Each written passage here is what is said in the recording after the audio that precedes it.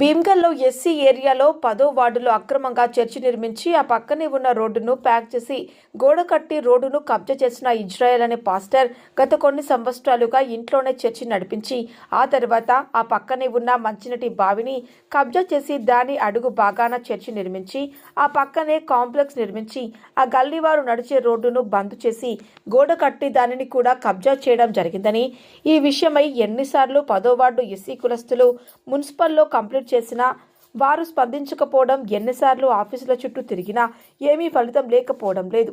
చివరగా municipal office ముందు ధర్నాకు దిగడం జరిగింది. ఇప్పటికైనా అధికారులు స్పందించి అట్టి గోడను తీసివేయాలని వారు విన్నవించడం జరిగింది. భీమ్గల్ ఎంఆర్ఓకి మరియు మున్సిపల్ కమిషనర్కి వేడుకోవడం జరిగింది. ఇట్టి ధర్నాకు బీజేపీ సీనియర్ నాయకులు ఎల్లేటి మల్లికార్జున్ రెడ్డి మరియు బీజేపీ నాయకులు హాజరై సంఘీభావం తెలియజేశారు. గ్రామ ప్రజలకు తెలియజేయమనగా ఇప్పుడు మేము కొద్దిగా సంఘము పోయినాము వెనక తోవ గురించి. అయితే తోవ ఉంచుదామా లేకపోతే తోవ మూసిద్దామా అని చూసినాం. మాతోని మా వార్డు నెంబర్లు అందరం వచ్చినాం, చూసినాము. అది పరిష్కారం తర్వాత చేస్తాం.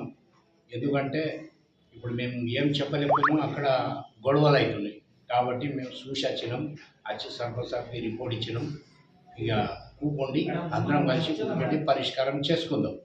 దీని గురించి ఎవరు కూడా బాధపడే అవసరం లేదు.